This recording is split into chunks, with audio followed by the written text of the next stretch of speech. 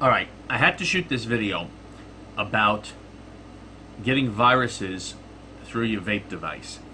This hit the news a few days ago, and I was planning to make a video on it and explain how it's possible and what can happen, and I just didn't get a chance. And about an hour ago, I was listening to Grimm Green's podcast. In case you didn't know, he has a podcast as well as his videos, and they started talking about it.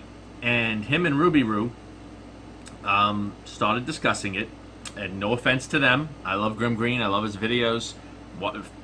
Before I was shooting videos, watching Grimm Green videos, as probably most of you have been.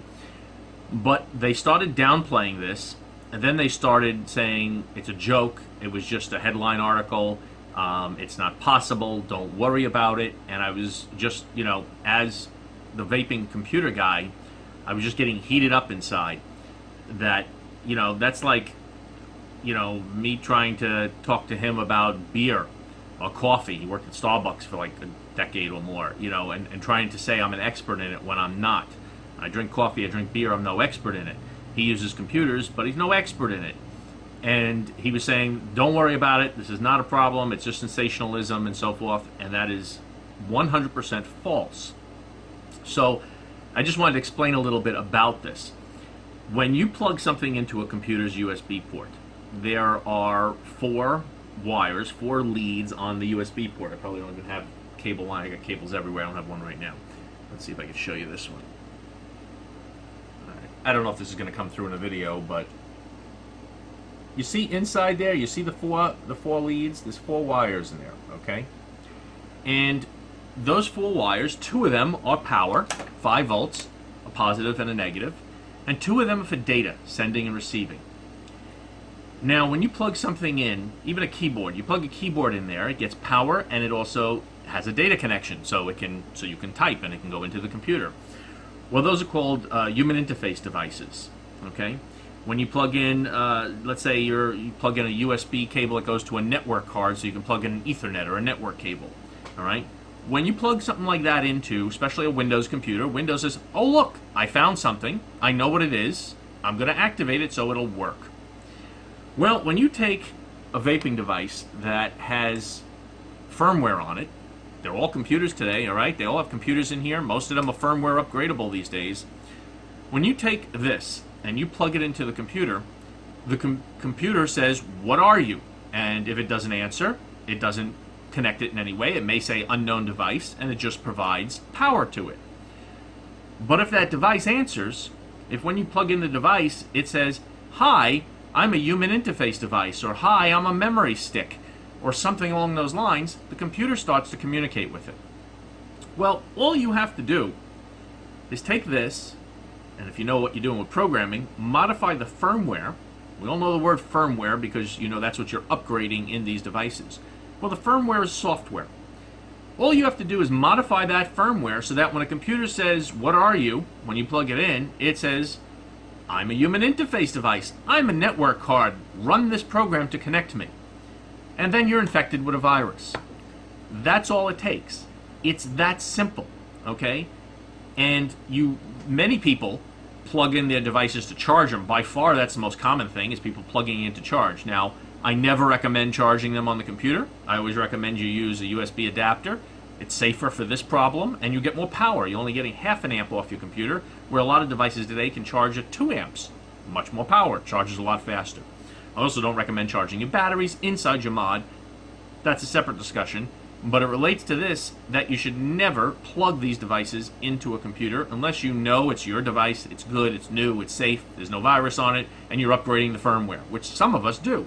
Most people don't upgrade firmware. Most people just plug it into charge. But I've gone to many offices where somebody has a little vape device sitting on the table next to them, plugged into their USB port, and they're charging it off their laptop at work, okay? Because it's the only USB charging place that they have at work. Otherwise, they got to crawl under the desk to plug something into an outlet, and most people don't do that. But I've seen many times people charging a vape device at their job site.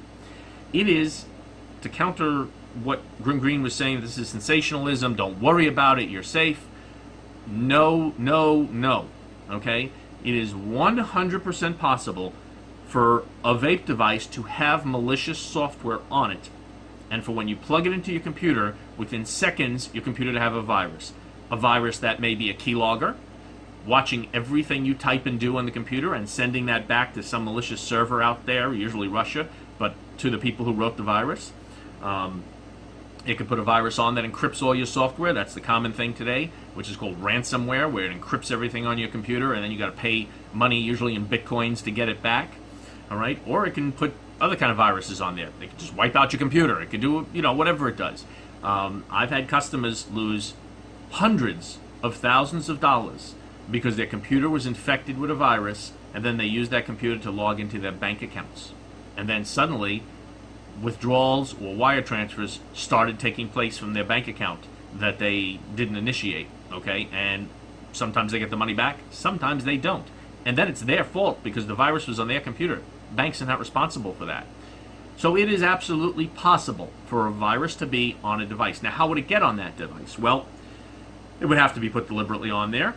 It could be that somebody had a malicious one and put it on there themselves, and then, of course, if it's a friend of yours, they're not going to come over, hey, can I plug this into your computer? That's probably not going to happen. But they could plug it in, they could bring it to work, plug it in, and then, the boss didn't see them plugging a memory stick in or something they shouldn't have. They plugged in just a vape device to charge it. Meanwhile, they put a virus on the computer. It can be that. It could be that you went to download firmware, and you went to download firmware from Wismec, but you Googled Wismec firmware, and it took you to wismec123.com, and you downloaded firmware that wasn't from Wismec, and you put it on here. And then now you have the virus. Now, of course, that could just infect your computer, but now it's on your device, and anywhere you plug that in, you're going to infect the computer. All right? These things happen easily. Getting a new device out of the box, it's extremely slim. You have a better chance of being struck by lightning on a dry, clear day than you probably have about buying a brand new one. But there's been times where computer equipment has come out of China, where it's all manufactured, brand new in the box, with viruses on it. Somewhere in the factory, somebody put a virus in the software, and every device they made and shipped out had a virus on it. That has happened. So there's nothing to say it's not possible for one of these manufacturers to get a virus on their device when it's being manufactured, and thousands, tens of thousands, hundreds of thousands go out to all over the world with a virus on it. It is completely possible. So I know Grimm isn't watching this, but Nick, it is absolutely possible. It is not sensationalism, and it is a very easy thing to happen. I'll tell you one of the scams. Besides when I say I'm a vaping computer guy, I also do security consulting, security training for employees, best practices, teaching companies what they should do, writing guidelines that employees have to be trained with and sign off saying they understand, things they should and shouldn't do. I do a lot of that, and I do a lot of security setups. I have police departments as clients, so I do a lot of security work. And, you have to take these things seriously. These things can happen anywhere. I tell people one of the common things people do is you have a flash drive, okay, a little memory stick. Years ago, when you went to a conference of any kind, no matter what business you're in, not just computers, you could be selling insurance. Used to be they had white papers. Somebody gave you their business card, they gave you some papers and say, hey, read these papers up on our company. Not anymore. Now they have a bin there with 1 gigabyte flash drives, all right, that have all the documentation on there, and it has their company logo printed on it. And they have these bins all over all the tables at a conference. You walk around and you take one for each place that you figure, worst case, I get a free memory stick. Well, here's what the bad guys do. They walk around the first day of the conference or the morning of the conference, and they take one. Oh, thank you very much. Nice to meet you. And they take memory sticks from all these different vendors that are giving out memory sticks. Then they go back to their hotel room or their car, and they plug it into a laptop, and they put virus software on every single one of those memory sticks.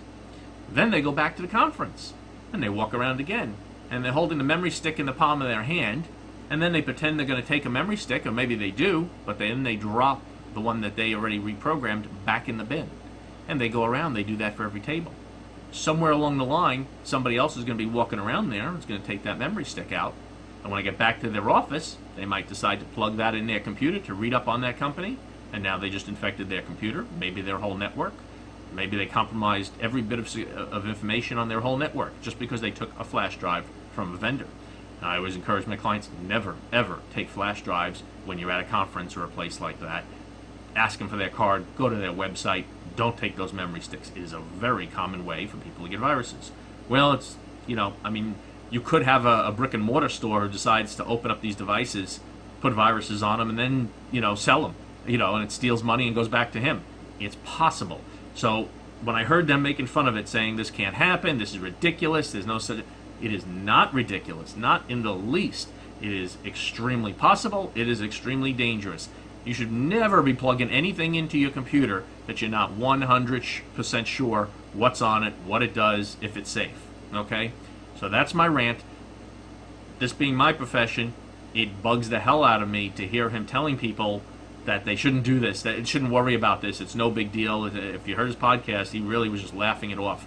And, again, no offense to Grimm, it's not his area of expertise, but he is absolutely wrong. This is a dangerous thing, and I've ranted long enough, but I want all you guys to understand, be careful with these things. Go ahead, plug your vape devices in. It probably is 100% safe, but it's possible. And if it's possible, and you want to be cautious, don't ever plug it into the computer. Plug it into a wall to charge it. If you got to upgrade the firmware, hopefully you have an old laptop or something else that you can plug it into to upgrade the firmware if you really want to be safe. All right? That's my rant. You have a good work day and a good weekend. See you soon.